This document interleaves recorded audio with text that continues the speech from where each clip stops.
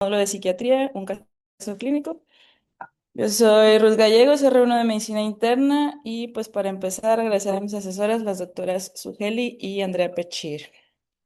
Y pues bueno, vamos a comenzar. Empezando por la ficha de identificación, se trata de una paciente femenina de 15 años de edad. Ella es estudiante, originaria de Monterrey, Nuevo León y reside también en Monterrey, Nuevo León. Su motivo de consulta, el bajo peso. En los antecedentes heredofamiliares, por el lado de abuelos maternos, tenemos su abuela que tiene antecedente de artritis reumatoide, la cual está afinada por una infección asociada a catéter en un internamiento que tuvo. Por parte de su abuelo paterno tenemos antecedente de cáncer de esófago, estirpe no especificada. Y por parte de sus abuelos paternos, pues aparentemente sanos. Del lado de su madre, la madre es viva, con antecedente de lupus eritematoso sistémico, la cual cuenta que también con un diagnóstico de trastorno depresivo mayor y cursa con diagnóstico también de duelo prolongado debido a la pérdida de uno de sus hijos. Y al lado de su padre tenemos un padre vivo que cuenta únicamente con un diagnóstico de monorreno. Igualmente por el lado de su padre, un hermano con patología renal no especificada.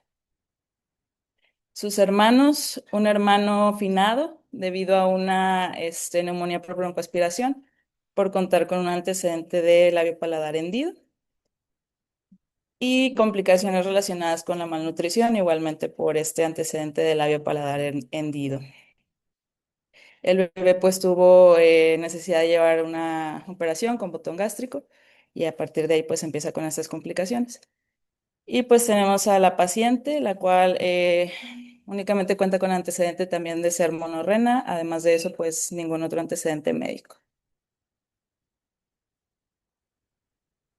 Y en sus antecedentes personales no patológicos, pues vive en una casa propia con todos los servicios básicos, materiales perdurables y vive con sus papás y sus hermanos. Igualmente, pues aquí comentar que durante su padecimiento actual tuvo que vivir con unas de sus primas. Ahorita vamos a hablar un poquito más de esto. En cuanto a su alimentación, pues lleva una dieta restrictiva, negando consumo de azúcar, harinas, frijoles y un consumo mínimo de 2 litros de agua al día. En cuanto a actividad física, ella tiene ejercicio aeróbico de alta intensidad, refiriendo 4 horas diarias de ejercicio, 5 días a la semana, 2 horas diarias dedicadas al baile y otras 2 horas diarias dedicadas al gimnasio. Vacunaciones recientes negadas y viajes recientes, uno a Orlando, Florida, en septiembre del 2025 y otro a Miami igualmente en 2025 en el mes de octubre. En cuanto a zoonosis, pues tiene 2 perros vacunados y desparasitados. En sus antecedentes personales patológicos, pues en cuanto a toxicomanía, acetilismo, tabaquismo, son negados. Tiene alergia a lo que es el látex y el pescado, transfusiones negadas, traumatismos y fracturas negados. Como les comentaba, pues es una paciente monorrena, la cual se diagnostica durante un abordaje quirúrgico porque tiene un antecedente de apendicectomía por laparoscopía en 2024 pues hospitalizaciones únicamente en contexto de sus antecedentes quirúrgicos. Antecedentes ginecobstétricos, ella tiene una menarca a los 12 años. Su ritmo solía ser regular, pero actualmente cursa con una amenorrea desde hace 6 meses. Y su fecha de última menstruación fue en mayo de 2025. Gesta cero, para cero, cesárea cero y aborto cero, con métodos de planificación negados. Y bueno, ahora sí, Hola Ruth, adentrándonos en... un poquito antes, ¿hizo algo Sí, de esa menorrea? ¿Se fue a estudiar? ¿Fue con el gine? ¿Le pidieron algo? sí, igual pues ahorita lo vemos un poquito en el padecimiento actual. Empezó en contexto de eso, como Ok, comienza con restricción alimentaria, a partir de ahí es que empieza con la amenorrea. Bueno, ella inicia su padecimiento actual 7 meses previos a su ingreso, aproximadamente en el mes de abril, con cambios en los hábitos alimenticios, restringiendo consumo de carbohidratos y harinas previo a cumplir sus 15 años. A partir de aquí, pues ella presentaba un peso premórbido de 52 kilogramos, con un inicio de pérdida de peso de 2 a 4 kilogramos al inicio de la restricción de sus alimentos. Ella continúa con cambios en su alimentación hasta 5 meses previos a su ingreso, esto ya aproximadamente en el mes de julio. Aquí ya ella refiriendo con la final de conseguir un summer body para un viaje, que fueron pues los viajes estos que se comentaron. Después de esto, pues su abuela materna es hospitalizada y aquí la mamá de ella se vuelve la cuidadora principal. Entonces aquí la paciente se va a vivir con sus primas, ya teniendo menos vigilancia por sus padres e incluso pues aumentando la restricción de sus alimentos. En septiembre del 2025, es cuando sus papás pues la notan con mucha pérdida de peso y la llevan a valoración por el servicio de pediatría. Para este punto, la paciente ya pesaba 42 kilos, con una pérdida de 10 kilogramos en 7 meses. Esto equivalía a un 19% de su peso premórbido. Aquí es valorada por servicios de pediatría, digo, de psiquiatría y de nutrición deportiva. Se le realiza abordaje con laboratorio, estudios de gabinete, sin embargo, en este punto pues se encuentran normales y pues ya no se hace como que un abordaje más allá de esto. Durante este periodo, pues la paciente empieza con ideaciones de miedo a los alimentos y pensamientos obsesivos del control de su peso, así como miedo a ganar peso. Posteriormente, un mes previo a su ingreso, es cuando se añade el aumento en la actividad física, realizando gimnasio, añadiendo lo que ya les comentaba, ¿no? Que realizaba 2 horas diarias de baile y se añaden 2 horas diarias de gimnasio, 5 días a la semana. Continúa con la restricción alimentaria, refiriendo a este punto llevar un promedio de consumo diario de 700 kilocalorías en 24 horas. Y a partir de aquí, pues es cuando ya es referida con su médico tratante en noviembre del 2025, con un peso de 36 kilogramos, que es cuando ella ya cumple criterios de gravedad para internarse. Y aquí, pues ya haciendo los cálculos, ella tiene una pérdida de peso de 16 kilos, lo cual corresponde a un 30%, casi 40% de su peso inicial en un periodo de únicamente 7 meses. Y bueno, esta es una gráfica. Aquí en pacientes de este tipo de edad, como son adolescentes, todavía utilizamos, más que el IMC normal que utilizamos con adultos, pues se utilizan las gráficas de crecimiento de la OMS. En ella, al tener 15 años, pues se utiliza, todavía cabe dentro de este rango de edad. Aquí podemos ver cómo fue un descenso muy, muy rápido. Ella empieza con un IMC dentro de lo normal para la edad de esta niña, con un peso de 52 kilos, un IMC de 22,5 kilos por metro cuadrado.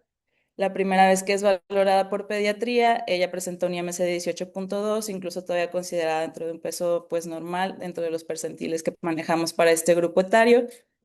Y para la valoración con su médico tratante de primera vez, ya presenta un IMC de 15,6 kilos, que es un IMC menor del percentil 3, lo cual pues ya se considera igualmente un criterio de gravedad y criterio para desnutrición. Y pues aquí más que nada una línea del tiempo, viendo cómo se fue, pues sí, llevando a cabo la restricción de alimentos, cómo fueron influyendo también, pues, acontecimientos de la vida de ella que fueron también propiciando esta restricción de alimentos y como en noviembre, pues ya, cuando la ve por primera vez el médico tratante, presenta un peso de 36 kilos. Y bueno, en cuanto a los IPAs, aquí la paciente más que nada eran relevantes los negados, ya que ella negaba cualquier sintomatología relacionada con astenia, dinamia, fatiga, que síntomas que esperaríamos ya más que nada ver en pacientes con desnutrición. Ella los negaba, negaba alteraciones como síncope, alteraciones visuales, mareos, palpitaciones, cualquier otro síntoma, ella lo negaba.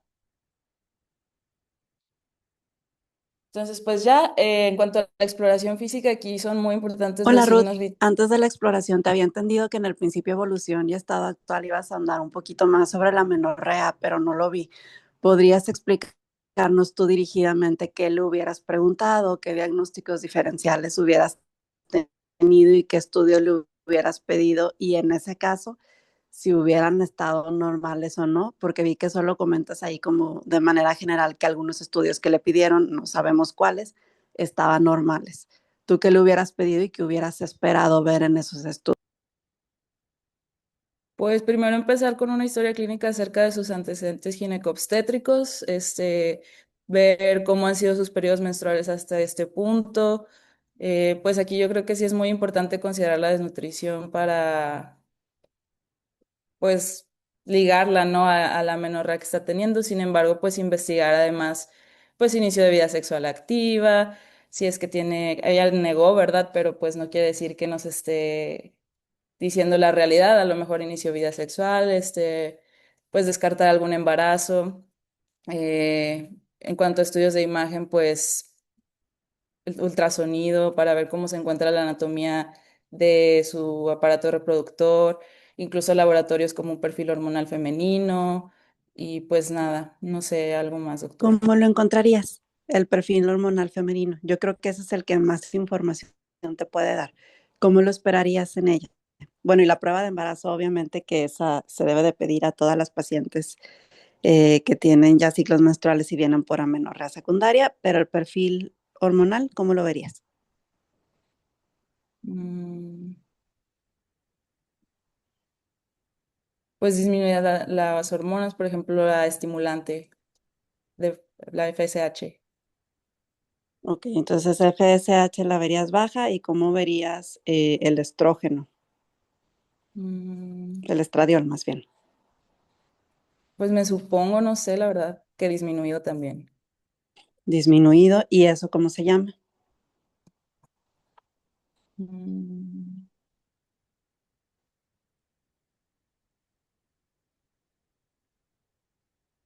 no, no sé. Cuando tienes un hipogonadismo central, es un hipogonadismo hipogonadotropo. Entonces, en esta paciente, a lo mejor ya viéndolo tan en retrospectiva que ya te llegó con una desnutrición muy severa, pues agua pasa por mi casa. Es relativamente sencillo atribuirle el hipogonadismo a la desnutrición, pero a la consulta muy probablemente te van a llegar mucho antes y te van a llegar por la menorrea. Entonces, que ustedes tengan claridad de qué es lo que tienen que descartar, qué es lo que tienen que pedir y cómo esperar esos resultados. Correcto, muy bien. Muchas gracias. Ok, y bueno, continuando con los signos vitales, la paciente llegó con una frecuencia cardíaca de 58 latidos por minuto, una TA de 96,68 milímetros de mercurio, con una frecuencia de respiratoria de 20, temperatura de 36,3, saturando 100% al aire ambiente, con un peso de 35,7 kilogramos y una talla de 1,52 metros. Esto nos daba para un IMC de 15,45 y como les comentaba, pues ya se encontraba menor al percentil 3 para su edad. Aquí pues es importante recalcar que hay que, en este tipo de pacientes, pues tomar en cuenta lo que es la bradicardia, alteraciones de la TA, alteraciones hemodinámicas, ya que son criterios para internamiento hospitalario. Y bueno, aquí más que nada destacar los datos positivos en la exploración física. A la exploración física, pues la paciente ya se encontraba con lanugo, atrofia malar, atrofia muscular, hipotrofia de todas sus extremidades, palidez tegumentaria, enoftalmos, debilidad ungueal.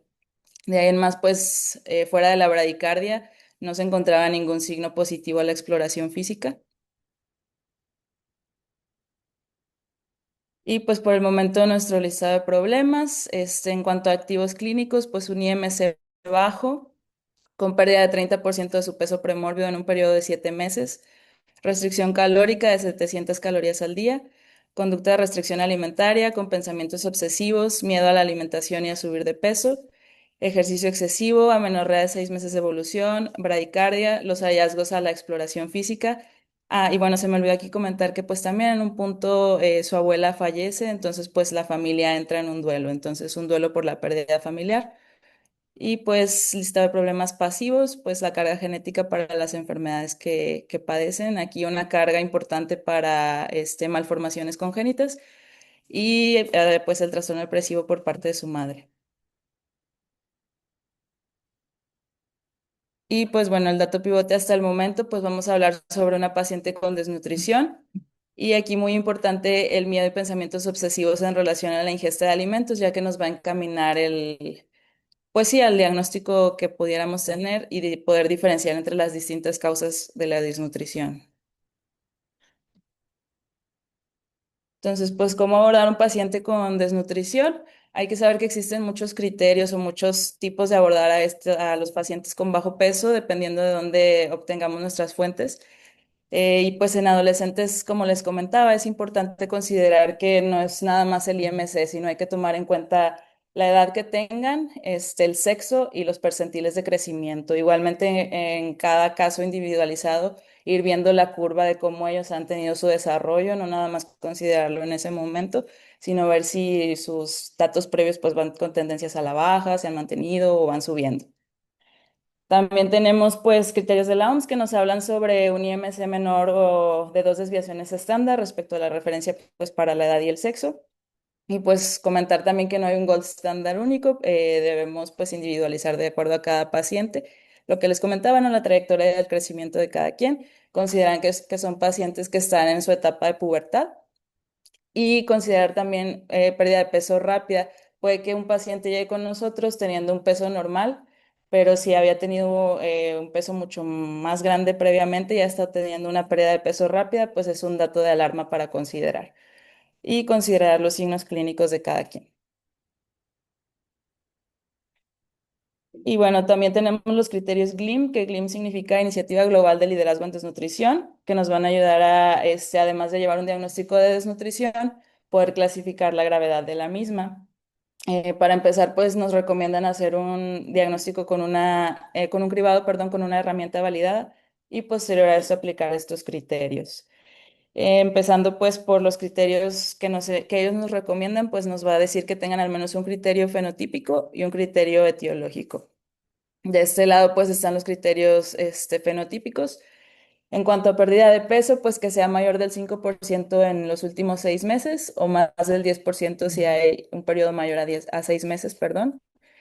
Un IMC bajo en pacientes menores de 70 años, pues que sea menor a 20, que pues es el contexto de nuestra paciente. Y pues una técnica que nos valide si hay presencia de masa muscular reducida. En cuanto a ella, pues al menos en cuanto a lo que nos ha comentado, basándonos en su historia clínica, en la exploración física que contamos, pues cumple 2 de los 3 criterios fenotípicos según los criterios de GLIM.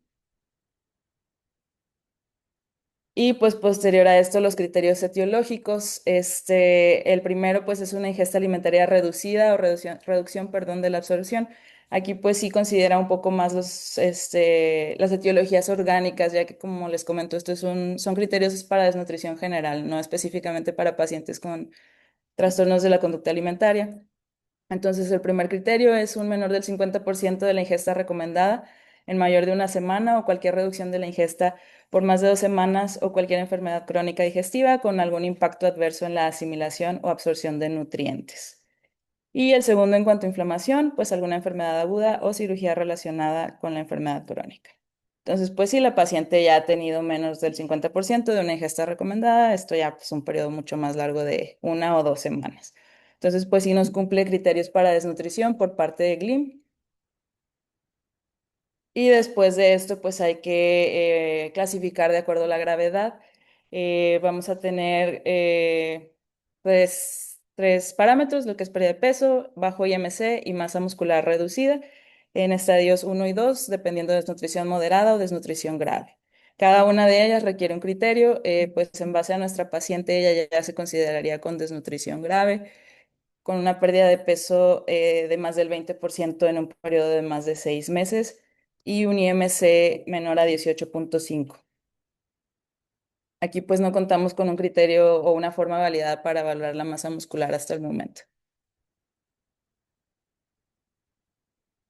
Y bueno, como en todas las patologías, en todo hay que hacer una historia clínica detallada para abordar la pérdida de peso, pues hay que descartar datos de enfermedad orgánica o crónica, como les comentaba, pues interrogar por ese aspecto. Si llega algún paciente con pérdida de peso, en el caso de esta paciente, pues interrogar a detalle sobre las conductas alimentarias, qué es lo que ella come en un día, qué alimentos ha ido restringiendo, en cuánto tiempo lo ha ido haciendo.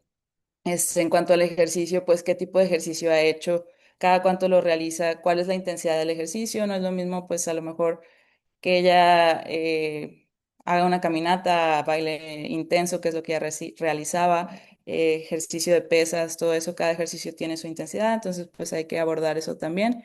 La historia menstrual, que pues nos va a dar un dato de que ya es un avance muy grande de la enfermedad, si las pacientes pues ya se manifiestan con amenorrea. Y pues la exploración física detallada, igualmente pues para descartar causas orgánicas que nos puedan estar causando una pérdida de peso tan grave. Como les comentaba, pues clasificar el grado de la malnutrición y considerar hospitalización si los pacientes cumplen con criterios de gravedad. Y en cuanto a la etiología, pues considerar trastornos de conducta alimentaria y descartar causas orgánicas. Bueno, aquí también pues es importante determinar la velocidad de pérdida de peso y la cantidad. Hay que calcular el porcentaje de peso perdido, no nada más cuántos kilos ha perdido, sino tomar en cuenta pues el basal de cada paciente y ahí en base a eso pues saber cuál es el porcentaje de peso que han perdido. Existe una herramienta que se puede utilizar, que es la supresión de peso. La vamos a utilizar tomando en cuenta el peso corporal reciente más alto que ha tenido y a esto le vamos a restar el peso corporal actual. O también existe para adolescentes y niños la supresión de percentil del IMC, tomando el percentil de IMC más alto que ellos han tenido y restando el más bajo. Se nos dice en la literatura que incluso el 5% pues ya es médicamente significante.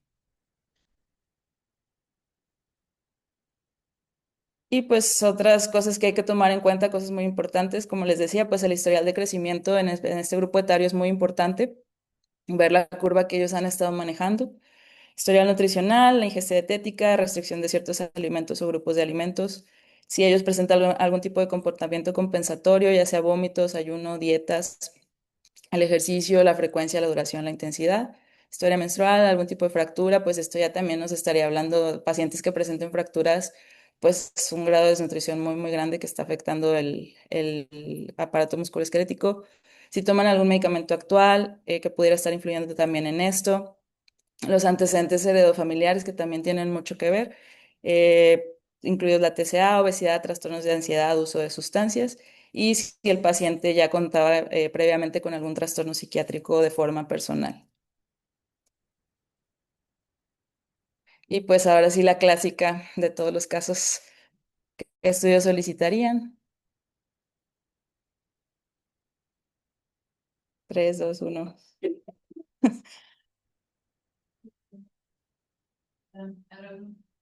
¿Qué estudios solicitarías antes de crear esta propuesta? Pues iniciar con preguntas y de proyectos para que no haya otras cuestiones políticas. También la cuestión del mapa, la función estática. Yo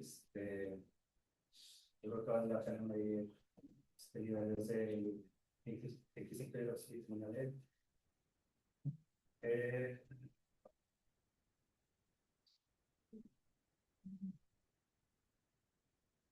Bien, pues sí, justo lo que comentaba Alan, ¿no? Pues se pueden realizar prácticamente todos los estudios. Aquí cada uno tendría una función y como se comentó al principio, puede incluso que los pacientes lleguen con datos normales. Entre ellos, pues podemos incluir la biometría hemática, química sanguínea, electrolitos, 25 D, perfil tiroideo, leptina, gasometría venosa, perfil hormonal, que es muy importante. Pues un electrocardiograma, la paciente llegó con bradicardia, pruebas de función hepática, prealbúmina, zinc, hierro, ferritina y demás minerales para su nutrición. Bueno, ya se le solicitaron los siguientes. Llegó con una biometría hemática, con valores prácticamente normales, hemoglobina en 13,6, con un volumen corpuscular medio de 92,8, hemoglobina corpuscular media de 31,4, plaquetas en 152, leucocitos se encontraban en 4,5 con neutros de 2,1. En cuanto a su química sanguínea, pues ella llega con una glucosa en 72, creatinina en 0,9, urea y buna ahí un poquito elevados en 62,8 y 29,3. Albúmina estaba normal en 4,4. Sus bilis igualmente normales, globulinas también, la fosfatasa alcalina se encontraba normal. AST y ALT normales, con electrolitos también normales, sodio en 142, potasio en 4,16, cloro en 103,9 y calcio en 9,9 con fósforo en 3,7. Todo esto pues de acuerdo a los parámetros del laboratorio. Con colesterol en 306, este sí se encontraba elevado, y triglicéridos en 104. Se le solicitó también hierro, ferritina y 25 hidroxivitamina D, con la ferritina elevada en 291 y un perfil tiroideo con T4 en 4,52, T4 libre en 0,83, T3 libre en 0,90, índice tiroxina libre en 4,58 y una TSH de 2,31 como los valores reportados. ¿Esas fueron alteradas? Sí, según los límites del laboratorio, la T4, T4 libre y T3 libre se encontraban alteradas, estaban bajas, pero pues se descartó en este caso al ser una paciente que se encontraba en modo compensatorio, digámoslo así, por la desnutrición que ya estaba presentando.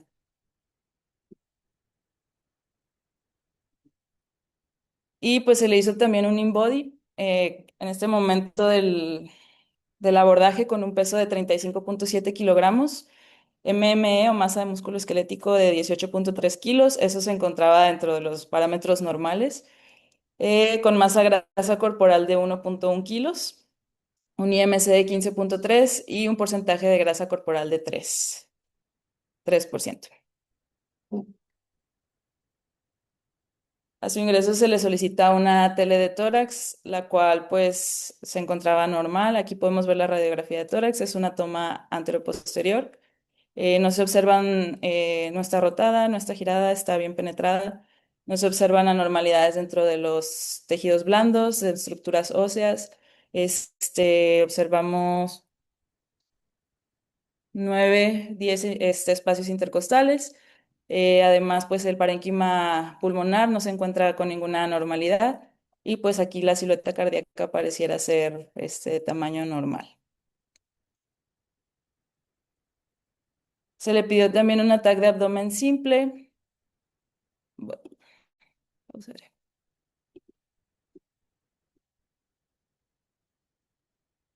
La cual pues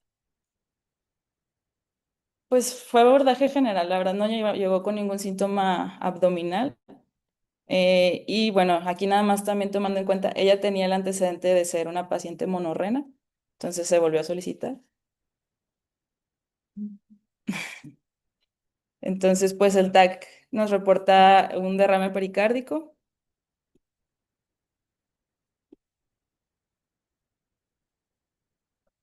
Pues ahí se ve la silueta cardíaca.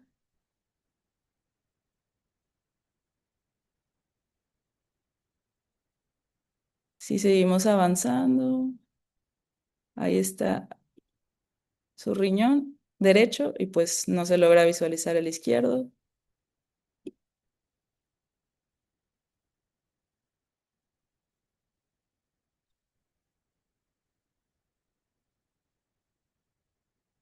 La cámara gástrica se ve muy distendida y con contenido. ¿Cuándo había sido la última vez que la paciente había ingerido algo de chile? Al momento del estudio, no sé la verdad cuánto tiempo había sucedido, digo, pasado desde la ingesta de alimentos, pero sí,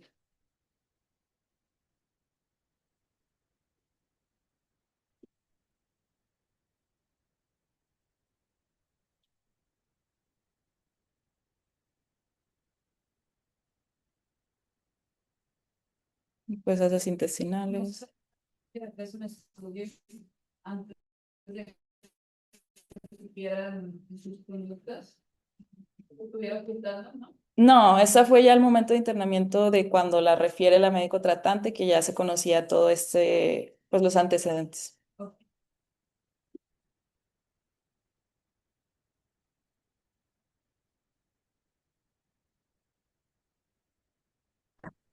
Hola, Hola. y no nada más para aclarar el tema del TAC, fue a solicitud de la familia, porque en realidad ellos no tenían un estudio de imagen de cuando les dijeron que tenía solo un riñón, la adolescente, entonces querían tener un estudio de imagen para confirmarlo, porque solamente se los habían dicho como en la cirugía y, este, Perdón, doctora, se cortó lo que estaba diciendo.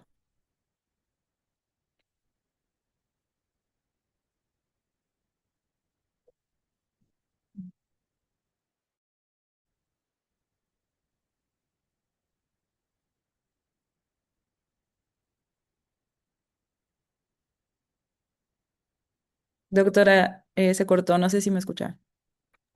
Ah, perdón. Sí, es que me salí de un lugar. ¿No se escuchó nada de lo que dije? Nada más escuchó hasta lo de confirmar que fuera una paciente monorrena. Ah, sí, fue a solicitud de la familia, porque ellos tenían entendido que era monorrena por lo que le dijeron los doctores en la cirugía. Entonces querían tener un estudio de imagen, pero fue por eso, no porque esté necesariamente indicado. Y lo de que tenga contenido alimentario en el estómago, muchas veces los pacientes, bueno, más bien los pacientes con desnutrición, cuando tienen una pérdida de peso tan grave, tienen gastroparesia, entonces pueden tener retención gástrica de alimento. Muy bien, gracias. Y pues el reporte del ATAC nos habla sobre, pues sí, el hecho de que no se logra visualizar el riñón izquierdo, presencia de líquido libre en hueco pélvico, edema generalizado del tejido celular subcutáneo con derrame pericárdico y hallazgos sugestivos, perdón, de hepatomegalia como diagnóstico diferencial menos probable, considerar lóbulo de Riedel. También hace ahí un comentario sobre que el presente estudio se encuentra limitado debido a mínima grasa intraabdominal, que aunado a la adquisición sin contraste intravenoso dificulta la valoración de las estructuras abdominales. También a su ingreso se le realiza posterior al hallazgo del derrame, pues un ECOT, que reporta pues situs solitus en levocardio, o sea, una anatomía normal, retornos venosos sistémicos y pulmonares normales, función biventricular conservada con FEBI, del 77% y TAPSE de 27%, presión pulmonar normal y pues nada más el derrame pericárdico que no ocasiona compromiso hemodinámico. Y bueno, a nuestro listado de problemas podemos añadir pues el porcentaje de grasa corporal y masa grasa corporal bajos, derrame pericárdico evidenciados por TAG y ECOT, la ausencia de riñón izquierdo, líquido libre en hueco pélvico y datos de, aquí me equivoqué, es hepatomegalia. De Limbodim, ¿sabes cuánto tenía de agua, de líquido? No, doctora, déjeme. Estos estudios no cuadran con una desnutrición, una restricción calórica es importante. Sí, a lo mejor aquí la doctora Sugeli. Doctora, preguntan si acerca del InBody tenemos el dato de agua en el momento del estudio. En el que te compartí no viene, si en el que te compartí no viene, no está. Estaba deshidratada. Sí tienen sospecha de que está deshidratada con esos estudios. Con lo que tenemos en este momento, pues no. Ok, bueno, yo creo que sí es importante aclarar, cuando ella llega a la hospitalización, sí presenta hipotensión con variación de la presión, con el cambio de posición y con incremento en la frecuencia cardíaca, y esos son datos también de deshidratación, entonces sí estaba deshidratada. Ok, bien. Y bueno, pues ya hablando sobre los estudios de laboratorio, gabinete que podemos realizar. Pues tenemos que cada uno puede cumplir una función y nos puede dar datos acerca de hallazgos patológicos que nos puedan encaminar a algún tipo de desnutrición. Pues la VH pueden presentarse con leucopenia, anemia, trombocitopenia. Estudios como la química sanguínea, electrolitos, cada uno puede presentar distintas alteraciones. Por ejemplo, hipoglucemia, que nos hablaría de una nutrición deficiente. Electrolitos alterados, pues como algún uso de laxantes, diuréticos, presencia de vómitos, bicarbonato, alteraciones si se encuentra bajo, pues uso de laxantes, o si se encuentra alto, pues antecedente de vómitos. Creatinina y buna alterados, pues deshidratación, igualmente alguna lesión renal aguda, masa muscular pobre, alteración en las proteínas totales y albúmina, pues alguna desnutrición aguda o crónica. En el electrocardiograma podemos encontrar bradicardia, un QT largo o algunas otras arritmias. Perfil tiroideo, la TSH se puede encontrar baja o normal, la T4 igual y la T3 baja si está debajo del peso sano en cuanto a lo metabólico. El perfil hormonal femenino, LH y FSH, pues pueden estar normales o bajos, y igualmente lo que es la testosterona y el estradiol. Y el BCG, si se encuentra bajo, pues en este punto ya habría que pensar en inanición. La prealbúmina se encuentra baja cuando hay desnutrición de proteínas y calorías. Y pues igualmente lo que se comentaba, de que es importante tomar en cuenta que los laboratorios pueden encontrarse normales, incluso en pacientes con desnutrición grave. Y pues por el momento diagnósticos diferenciales, que a alguien se le ocurra.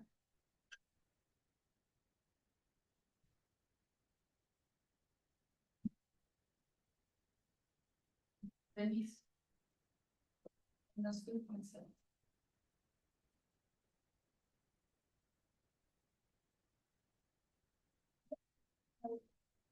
A la transmisión intestinal.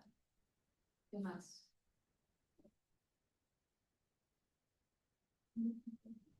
Una neoplastia. Por el bajo peso. ¿Qué hablamos de las conductas del paciente? Anorexia. Ujú. Pues sí, aquí podemos dividirlos en dos grandes pilares, los trastornos de la conducta alimentaria, que es en lo que nos vamos a concentrar, porque pues es relacionado al caso, ¿verdad? Pero pues también considerar las causas orgánicas de la pérdida de peso, que ya estuvimos también hablando un poco acerca de ello, ¿no? Aquí, pues, más que nada, creo que sí es un diagnóstico muy evidente, ¿no? La anorexia nerviosa como nuestro primer diagnóstico diferencial. Sin embargo, existen otro tipo de trastornos de la conducta alimentaria que pudiéramos pensar. Uno de ellos, y pues el más importante o el que podríamos considerar es el Avoidant Restrictive Food Intake Disorder, que vamos a hablar tantito también acerca de ese más adelante. En cuanto a causas orgánicas, pues podríamos tener hipertiroidismo, insuficiencia suprarrenal, diabetes tipo 1, patologías gastrointestinales y pues igual como comentaron aquí, pues neoplasias o algunas otras enfermedades crónicas, que no nos vamos a centrar en esto.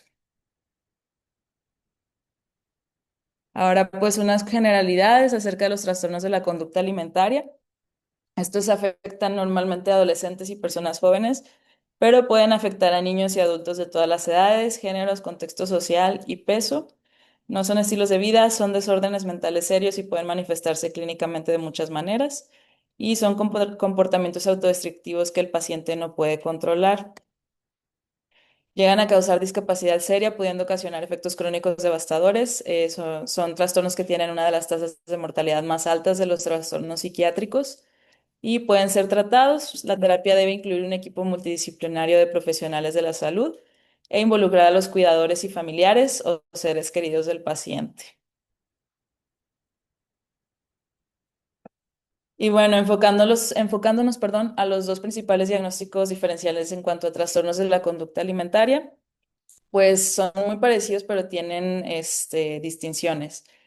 Ambos van a manifestarse con restricción a los alimentos, pero pues aquí la clave va a estar en diferenciar el por qué el paciente está restringiendo su ingesta alimentaria. En cuanto a la anorexia, pues el motivo de restricción va a ser un deseo de bajar de peso, miedo a subir de peso. En el ARFID, pues es una falta de interés en comer. Puede haber problemas sensoriales con la textura de los alimentos, que esto cause miedo a comer, pero no tanto por un motivo, por ejemplo, estético, miedo a engordar, miedo a subir de peso. También los pacientes en el ARFID pueden tener miedo a atragantarse o miedo a vomitar. En cuanto a imagen corporal, los pacientes con anorexia nerviosa sí van a presentar distorsión corporal.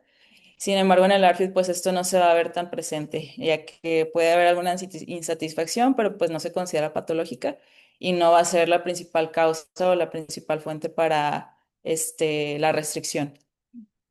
El peso del diagnóstico, normalmente en la anorexia, pues es peso bajo o la pérdida rápida de peso. Y en el ARFID, pues pueden presentarse con peso bajo, normal o incluso alto. Y las comorbilidades psiquiátricas que se van a ver pues ligadas a estos dos trastornos van a ser muy diferentes. Un paciente con anorexia nerviosa pues se va a ver más relacionado con antecedentes o tendencia a la depresión, ansiedad internalizada, perfeccionismo, mientras que en el ARFID pues más que nada ansiedad, TDAH, TEA, otros problemas en el neurodesarrollo. Hasta el momento, pues nuestra impresión diagnóstica, pues es una paciente con anorexia nerviosa restrictiva, con desnutrición grave, un IMC de 15,4 que entra dentro de un percentil menor al 3 y con un porcentaje de peso perdido del 30%. Y pues ahora sí, hablando un poco acerca de la anorexia nerviosa, Es un trastorno de la conducta alimentaria multifactorial y grave que se caracteriza por una ingesta nutricional insuficiente para mantener un peso mínimo normal para la edad y la estatura. Se va a caracterizar por dos cosas principales, que va a ser el miedo a subir de peso y una imagen corporal distorsionada. Es el trastorno de la conducta alimentaria que tiene la tasa de mortalidad más alta debido a las complicaciones multisistémicas y también se ve relacionado con suicidios. Y pues igual, o sea, ya haciendo mucho énfasis otra vez, en niños y adolescentes hay que utilizar el percentil de índice de masa corporal para la edad del sexo para determinar el peso adecuado. En cuanto a las etiologías, pues hay que tomar en cuenta, como se dijo, es un trastorno multifactorial. Influyen también factores de riesgo genéticos, aquí tomando en cuenta que pues existen otros factores, ¿no? Ambientales y todo eso. Y pues en cuanto a lo genético, aquí más que nada hacer énfasis en que pacientes que en su familia existen antecedentes psiquiátricos, enfermedades como lo que es la depresión, esquizofrenia, pueden también verse manifestados con este tipo de trastornos psiquiátricos. Y factores de riesgo ambientales, pues eventos vitales críticos, traumas personales, traumas familiares, o eventos que los pacientes lleguen a vivir que ellos sientan que no pueden manejar por sí mismos, pues van a intervenir en la psique de cada quien y pueden manifestarse como un trastorno de la conducta alimentaria. En cuanto a la prevalencia, pues una revisión epidemiológica constata que hay hasta 3,6% de casos a lo largo de la vida en las mujeres y 0,3% en hombres, con el pico de aparición a los 15,5 años, igual recordando pues la paciente de este caso tenía justo esa edad, 15 años. Y pues en cuanto a los criterios diagnósticos, podemos tomar en cuenta los criterios de la DSM-5 que hablan sobre restricción de la ingesta energética en relación con las necesidades, lo que resulta en un peso corporal significativamente bajo, igual haciendo énfasis en que hay que tomar en cuenta la edad, el sexo y la trayectoria del desarrollo y la salud física. El miedo intenso a ganar de peso o a engordar o un comportamiento persistente que interfiere con el aumento de peso, incluso cuando los pacientes tengan un peso significativamente bajo. Y pues la alteración en la forma en que se experimenta el peso o la forma corporal. Esto influencia debida del bajo peso o la forma corporal en la autoevaluación o falta persistente de reconocimiento de la gravedad del bajo peso corporal. Aquí pues significa que aunque se les comente que ellos están en riesgo de salud debido a su bajo peso, pues ellos no lo pueden ver. Comentar también que pues la anorexia nerviosa se puede diferenciar en distintos subtipos según el DSM-5, el tipo restrictivo, tipo con atracones o purgas y la anorexia nerviosa atípica. La anorexia nerviosa atípica pues son cuando los pacientes tienen todas las manifestaciones, cumplen con todos los criterios, excepto con el peso, ya que son pacientes que tienen un peso normal. Y pues también están los criterios de la CIE-11, que son prácticamente iguales. Estos hablan un poco más acerca de la pérdida de peso rápida, que también se comentó previamente, ¿verdad? Haciendo como ejemplo más del 20% del peso en un total de 6 meses, que esto puede sustituir, según el CIE-11, la pauta de peso bajo, a diferencia del DSM-5, que no habla tan estrictamente con números, ¿no? Y aquí también el CIE 11 toca, como les digo, más estrictamente con números, acerca de un IMC inferior a 18,5 en adultos o un IMC para la edad inferior al percentil 5 en niños y adolescentes, que pues la paciente ya se encontraba menor a un percentil 3. Bueno, en niños y adolescentes, pues también se considera como criterio la incapacidad para ganar peso según lo esperado, en función de su trayectoria de desarrollo individual, en lugar de una pérdida de peso. ¿Por qué? Porque pues estos pacientes se encuentran en crecimiento. Se supone que deberían estar ganando peso, aunque no estén perdiéndolo, si no logran ganar o mantener el peso, pues se considera como un criterio diagnóstico.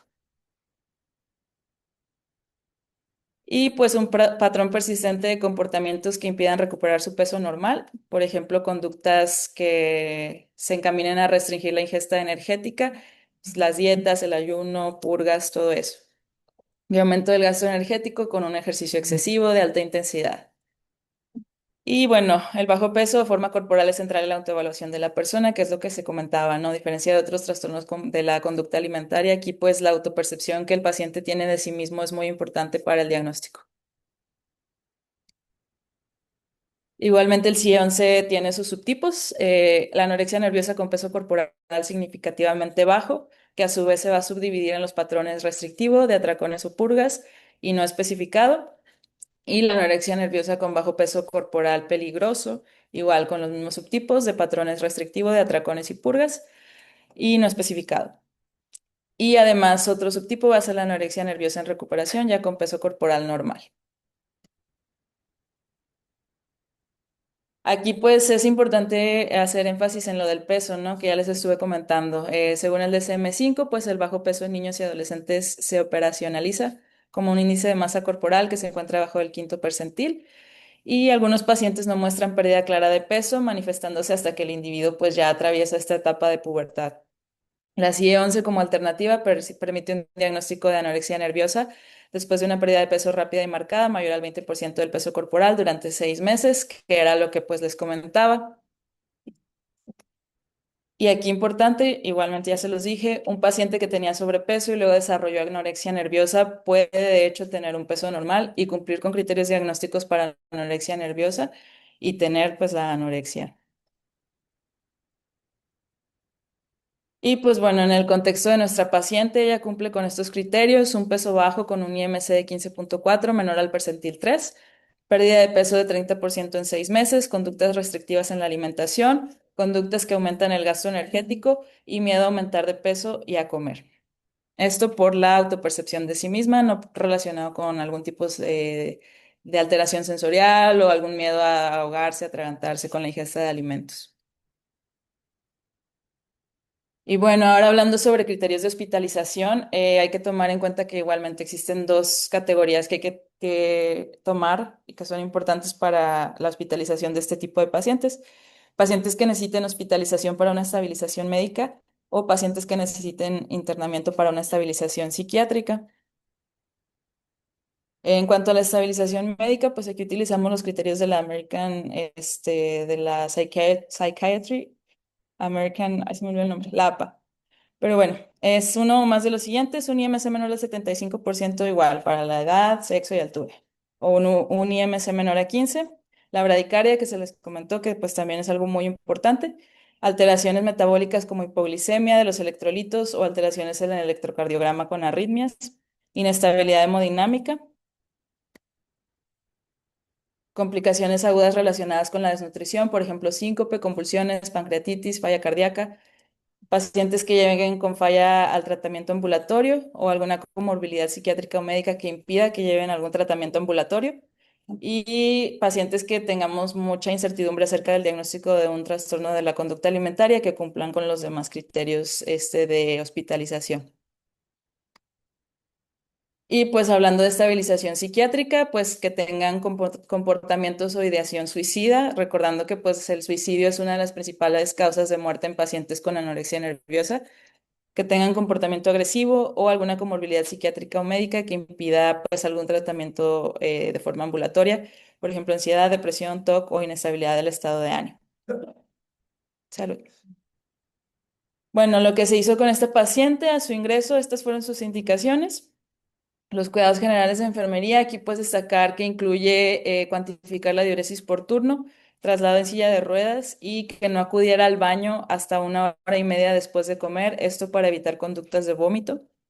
En cuanto a sus indicaciones médicas, se dejó una dieta blanda, plan de líquidos, se dejó tiaminilo neurobión, zinc, vitamina C, Contumax, magnesio, sertralina y clonazepam. Además, se solicitó interconsultas con psiquiatría, cardiología pediátrica por lo de su derrame y pues nutrición. Y bueno, el tratamiento va a incluir varios pilares, ¿no? La estabilización médica, la rehabilitación y la restauración de peso, esto igual por la APA. Bueno, en cuanto a estabilización médica y objetivos del tratamiento, cada paciente debe individualizarse. Hay que plantear metas que nos permitan ganancia de peso semanal y fijar un peso objetivo para cada paciente. Pues cuando llegan pacientes críticos, pues estabilizarlos médicamente, iniciar rehabilitación nutricional, restaurar el peso y mantener el mismo. Pues restaurización de las funciones, empezando por signos vitales, electrolitos y el equilibrio de líquidos aquí, pues es muy importante en pacientes de este nivel de gravedad. En cuanto a entornos de cuidado, pues aquí va a depender, igualmente individualizar cada paciente, puede ser que se lleve a cabo de forma ambulatoria, con programas del día a día, programas en residencias o en hospitales. Y pues criterios para el alta. El riesgo de la recaída disminuye significativamente cuando el paciente se acerca a su peso meta antes del alta y logra mantenerlo. Esto nos habla pues de que al ser egresado va a poder mantener su peso ya fuera de un entorno supervisado. Y bueno, ¿Cómo haces que coma si tiene el problema de que no quiere comer? pues aquí hay que ir, como se dice, ¿no? Es un equipo multidisciplinario, va de la mano con psicología, psiquiatría. La terapia forma mucho, tiene mucha peso, mucha importancia. Ya si de plano no se logra, existen medios físicos por el cual el paciente pues, se puede ver obligado a comer, ya sea una sonda nasogástrica o nutrición parenteral, pero pues no se recomienda porque no estás pues ayudando aquí psicológicamente a que lleve este hábito de alimentación por sí mismo, pero sí se puede realizar y sí se realiza por medio de sondas nasogástricas o nutrición parenteral. Sí, sí, ¿cuánto era tu meta de iniciar dieta? Pues la información habla acerca de al menos dietas de 1000 calorías diarias, subir 2 a 4 kilos por semana, que igual lo voy a comentar. Es independiente del peso. Y te lo digo por el riesgo de realimentación. Sí, igual lo voy a comentar más adelante. Y bueno, así, volviendo a la presentación, pues hay que determinar de forma individualizada qué peso meta queremos llevar a nuestros pacientes. Hay que planificarlo desde que llegan con nosotros y ajustarlo en jóvenes porque, pues, como se comentó, ¿verdad? Ellos están en crecimiento. Hay que ir ajustando el peso meta aproximadamente cada 3 a 6 meses. ¿Cómo consideramos que pues ya se llegó a la normalidad? Pues cuando llegan a normalizar su fisiología reproductiva, esto es la menstruación y la ovulación, o en adultos ya se considera cuando tienen un 21% de grasa corporal o un IMC de 20. Y pues considerar herramientas de evaluación y casos específicos. Y pues aquí está lo que comentaba, ¿verdad? Hay que ir, hay recomendaciones estándar, ¿verdad? Para el aumento de peso, se considera realista 1 a 2 kilos por semana para pacientes que se encuentran hospitalizados y 0,5 a 1 kilos por semana pacientes ambulatorios. En cuanto a calorías, pues se prefieren inicios de 1500 a 2000 calorías al día frente a protocolos conservadores. ¿Por qué? Porque se asocian a hospitalizaciones más largas. Y bueno, las complicaciones más agudas en cuanto a los pacientes que vuelven a iniciar su alimentación incluyen el síndrome de realimentación. Hay que tener cuidado cardiovascular, manejo de edema y dismotilidad gastrointestinal. Aquí nos vamos a enfocar pues más que nada en el síndrome de realimentación. Pues es un síndrome que aparece con alteraciones metabólicas cuando un paciente desnutrido recibe demasiadas calorías demasiado rápido, sobre todo hablando de hidratos de carbono. Se va a ver un descenso rápido de lo que es el fósforo, potasio y magnesio principalmente. Aquí existen, hay que clasificar a los pacientes a ver si cuentan con riesgo de síndrome de realimentación. Nos basamos en criterios de identificación de Aspen. Estos son para pacientes pediátricos, el caso de nuestra paciente pues es pediátrica, e incluyen peso y talla en C-score o, cuando son para pues bebecitos o IMC para pacientes ya de 2 a 20 años. Aquí pues nada más cabe aclarar que esto es para desnutrición en general, no nada más para pacientes con trastornos de la conducta alimentaria. Y nos va a distinguir entre riesgo leve, moderado o severo o grave. Pérdida de peso, ingesta de energía, alteración de niveles de potasio, magnesio y fósforo, comorbilidades presentes y pérdida de la grasa subcutánea y muscular. Entonces, pues, por ejemplo, nuestra paciente pues ya tenía un IMC menor de 3 en el Z-score, una pérdida de peso de menos del 25% del peso esperado, o sea, no aumentó el 25% que esperábamos y una ingesta de energía con más de 7 días de ingesta energética o proteica del menor del 75% que ella necesitaba.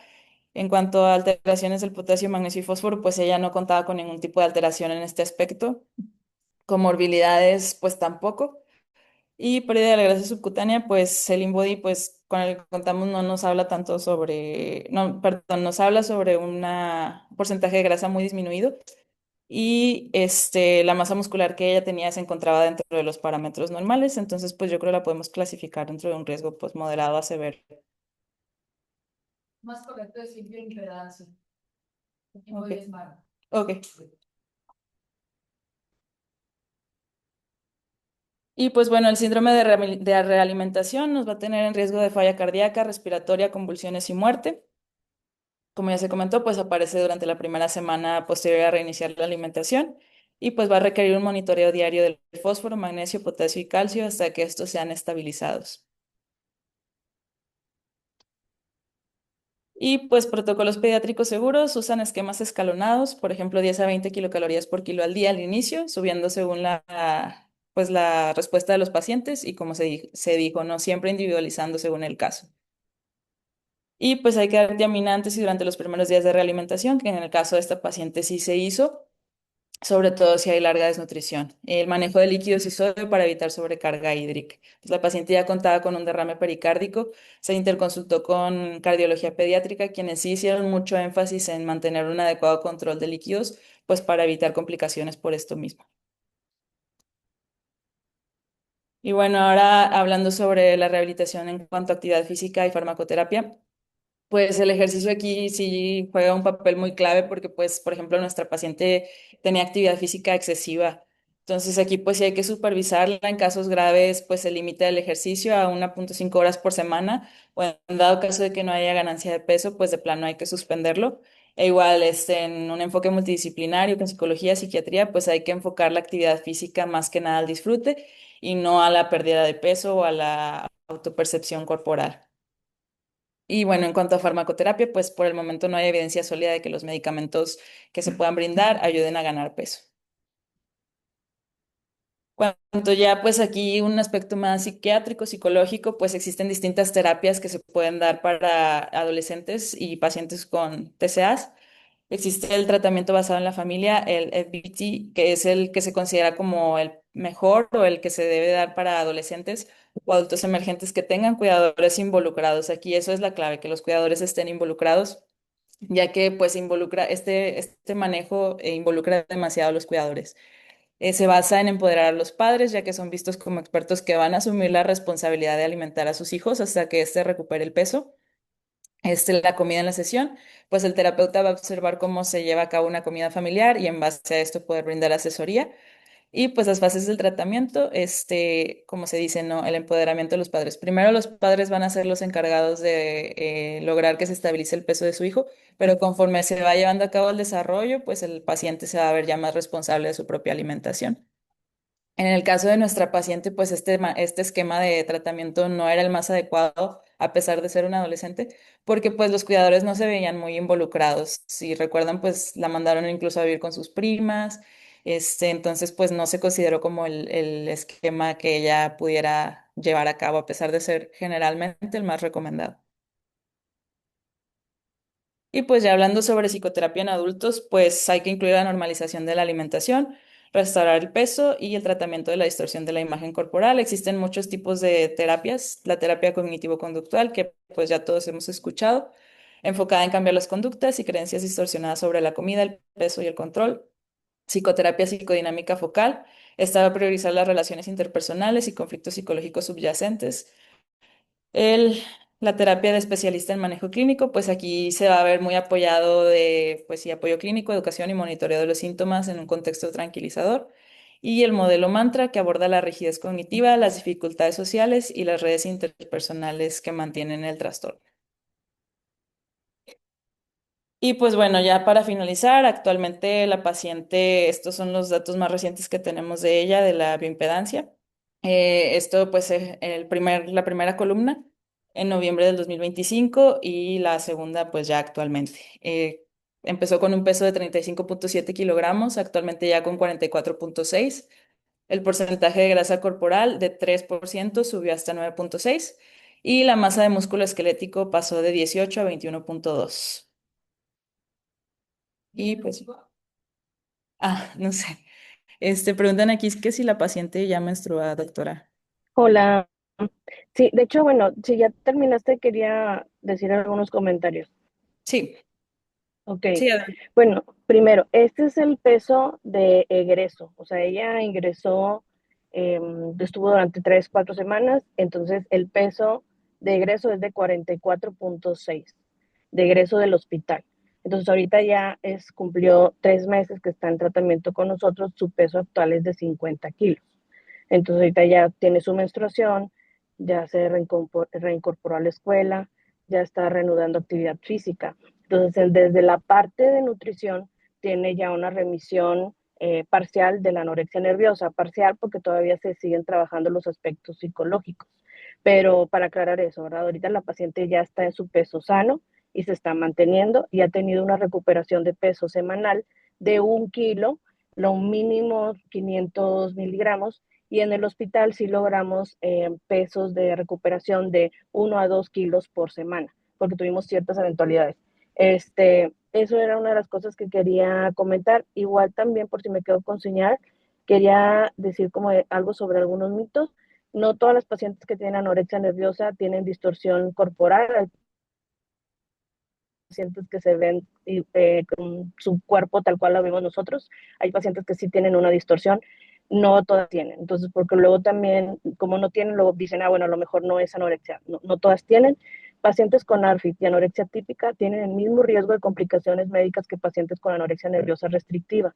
Las conductas que son más graves es cuando combinan con purga, pero ARFID y anorexia nerviosa también pueden tener desenlaces fatales. Depende de la severidad de la restricción y del porcentaje de la pérdida de peso que tienen. Anorexia nerviosa típica no es, el término de peso normal no nos gusta porque no es un peso normal, es un peso que viene de restricciones de alimentos, de purgas, que si va al doctor y le hace el cálculo del IMC va a estar dentro de lo normal, pero viene de una pérdida también muy aguda de peso de 10, 20 kilos y está también en un estado grave de salud y tiende muchas veces a minimizarse y eso retrasa el diagnóstico y que sean referidos a los especialistas. El tratamiento de un TCA requiere de una alta especialización, lo que se recomienda es referir a los especialistas. El tratamiento dentro del hospital no es tanto las indicaciones médicas, o sea, obviamente todos los cuidados que tenemos que tener, de cuidar el síndrome de alimentación, reposición de electrolitos, etcétera. Pero, por ejemplo, con esta paciente, nosotros realizábamos acompañamientos en tiempos de comida, realizamos educación a los papás no eran aptos en ese momento para realizar el FIT, número uno, porque ya tenían que aplicar ciertas herramientas que no tenían, no habían tenido un tratamiento especializado hasta el momento en que llegaron con nosotros. También tendían a tener sobreprotección por el miedo, obviamente, a perder a su hija, teniendo el contexto de eventos previos de pérdida que estaban relacionados a la desnutrición y también desencadenaban como una historia de trauma en la familia. Entonces, la mamá durante toda la hospitalización estuvo reviviendo pues trauma. Entonces, tenía limitación para poder acompañar a su hija. Pero sin embargo se aplicaron y tanto psicología, nutrición y medicina realizaron psicoeducación para que pudieran realizar las intervenciones. Entonces, al final los papás sí pudieron aplicar un poco más el FBT. En la parte del egreso les tuvimos que dar enfermería porque seguían teniendo esta parte de sobreprotección y la paciente sí se tuvo que colocar nutrición parenteral por lo mismo de que estaba una desnutrición grave y tuvimos mucha resistencia para la ingesta oral de alimentos, pero al egreso logramos que saliera con una ingesta oral de 3,000 calorías. Entonces, esas eran las cosas que quería comentar. Muy bien, muchas gracias, doctora. Y pues ya, sería todo. No sé si alguien tenga alguna otra duda o comentario.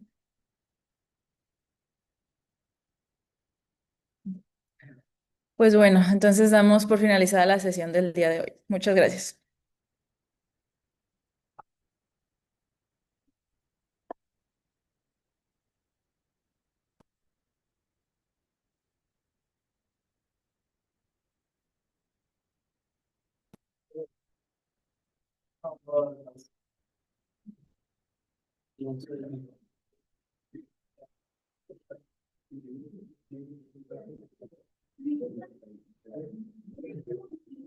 Mm.